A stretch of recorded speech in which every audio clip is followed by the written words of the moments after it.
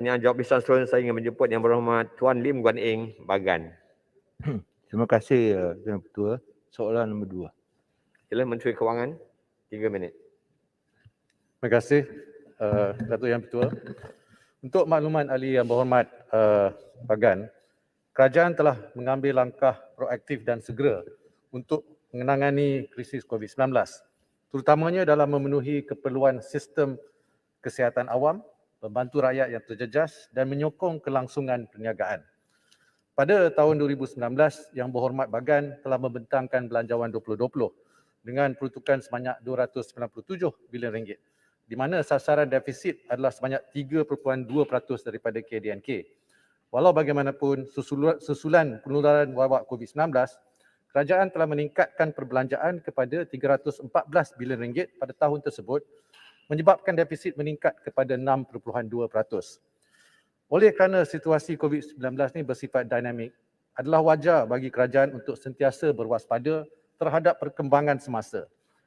Berdasarkan Belanjawan 2021, unjuran defisit adalah 5.4%.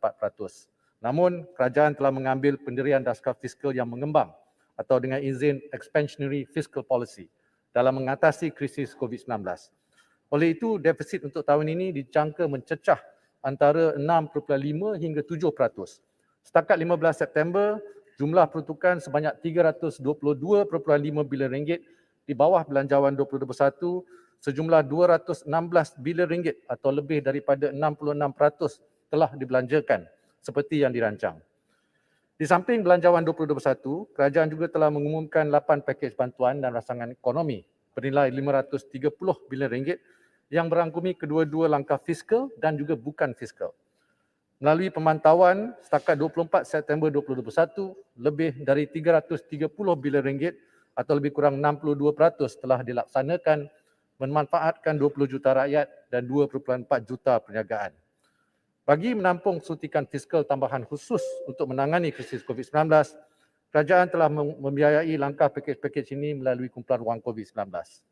Setakat pertengahan bulan September 2021, nilai keseluruhan yang telah dibelanjakan di bawah KWC telah mencecah RM60 bilion atau lebih dari 90% siling semasa KWC bernilai RM65 bilion. Jadi mengambil kira keperluan tambahan, kerajaan akan membentangkan dalam Dewan untuk meningkatkan lagi had siling KWC dari 65 kepada 110 bilion ringgit. Ini bertujuan untuk membiayai bantuan dan sokongan tambahan bagi tahun ini dan selanjutnya. Untuk maklumat ahli Yang Berhormat Bagan, dari segi bantuan tunai langsung kepada rakyat, kerajaan telah menyediakan peruntukan sebanyak 33 bilion ringgit dan untuk bagi bantuan tunai kepada perniagaan, khususnya golongan usahawan mikro dan PKS, kerajaan telah menyediakan peruntukan hampir 30 bilion ringgit. Jadi dari segi keberkesanan pakej dan langkah berkenaan, trend pemulihan ekonomi dapat dilihat di mana ekonomi negara telah berkembang sebanyak 7.1% pada separuh pertama tahun 2021 berbanding dengan penguncupan sebanyak 8.4% pada tempoh yang sama pada tahun 2020. Terima kasih Yang Berhormat. Sila Bagan, soalan tambahan pertama. Terima kasih Datuk Ketua. Terima kasih kepada Yang Berhormat Menteri yang telah memberikan jawapan tadi. Saya ingin tanya Yang Berhormat Menteri, memandangkan bahawa 63 bilion ringgit bantuan tunai secara langsung telah pun dihulurkan, tapi nampaknya tidak dapat membolehkan ekonomi pulih ke normal, iaitu ke tahap 2019. Dan kenyataan yang dibuat oleh mantan Perdana Menteri bahawa kerajaan sudah tidak ada wang. Bukankah ini menunjukkan bahawa pakej rancangan, 8 pakej rancangan sebanyak 530 bilion tidak berjaya untuk memulihkan ekonomi kerana bantuan secara langsung adalah terlalu kecil. Dan bolehkah perkara ini dapatlah dibetulkan? Dan pada masa yang sama, berkaitan dengan Pandora Papers, di mana ada banyak wang yang telah pun deposit di luar negara, apakah usaha untuk mendapat balik wang yang dianggarkan bertriliun ringgit ini? Terima kasih. Terima kasih Bagan, sila. Terima kasih Yang Berhormat Bagan. Seperti yang saya sebut tadi, sebenarnya perbantuan yang telah diberi ataupun peruntukan yang telah diberi kepada golongan yang memerlukan, terutamanya rakyat dan juga perniagaan. Jumlahnya adalah 33 bilion ringgit untuk rakyat dan 30 bilion ringgit untuk perniagaan. Jadi jumlahnya agak besar, 63 bilion ringgit. Tetapi kita prihatin yang di mana ekonomi kita masih lagi dalam keadaan yang meruncing disebabkan oleh pandemik COVID-19. Tapi alhamdulillah kita dapat lihat bagaimana ekonomi ini dibuka semula secara berfasa dengan selamat, dengan memandangkan kes-kes COVID-19 yang bergejala serius telah lebih stabil dan juga kapasiti ICU di hospital adalah lebih baik. Jadi Yang Berhormat Bagan, kita akan memantau penyampaian dan outcome ataupun keberhasilan program-program kita yang telah kita umumkan dalam 8 package dan juga dalam belanjawan 2021. Ada satu lagi soalan tadi, itu ialah mengenai apa nama dia, Pandora Box di sini. Di sini saya ingin memaklumkan bahawa kalau kita lihat apa yang telah keluar dalam media massa pada hari semalam kan? Hari semalam kalau tak silap saya, itu juga dibangkitkan oleh Yang Berhormat Pak Dickson semalam.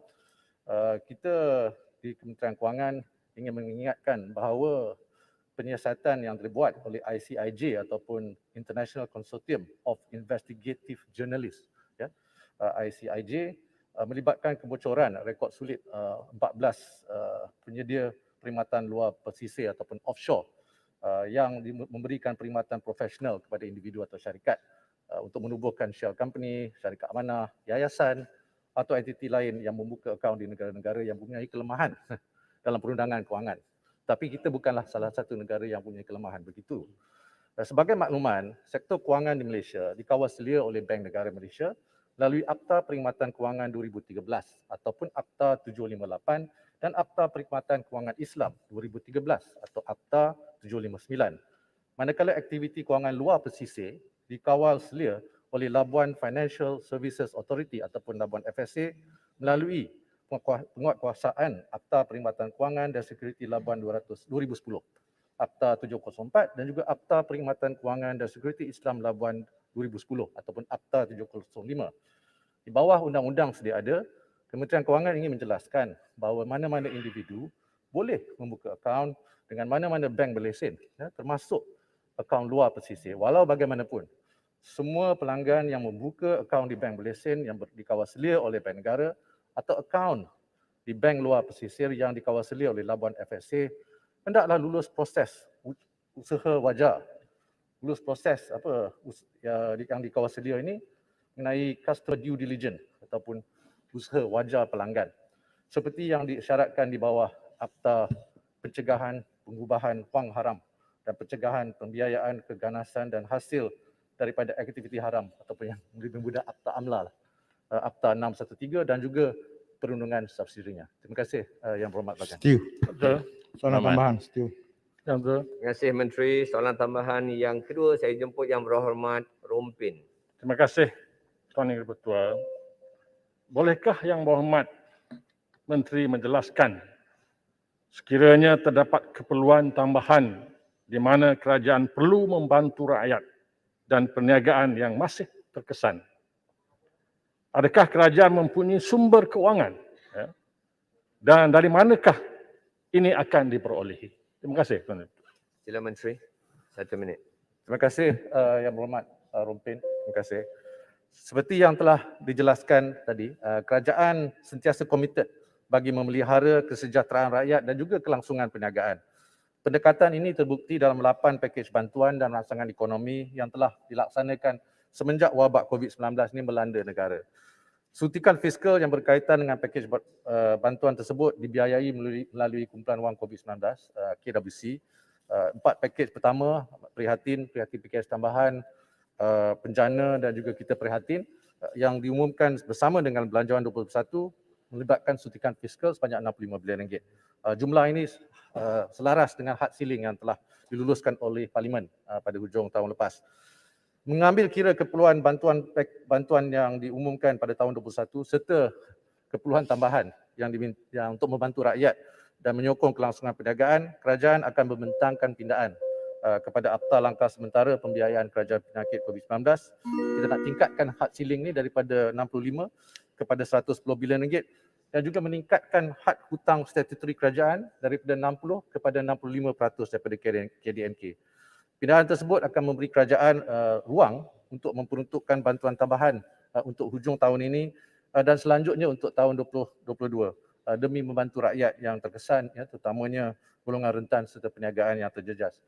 Terima kasih Yang Berhormat Rompion dan juga Setuju. Yang di-Pertua. Terima kasih Menteri. Yang di-Pertua, setuju sikit. Saya 30 saya ingin teruskan sebab panjang masa Sikit yang kita je, berikan. sikit je. Saya ingin menjemput seterusnya Yang Berhormat Tuan Haji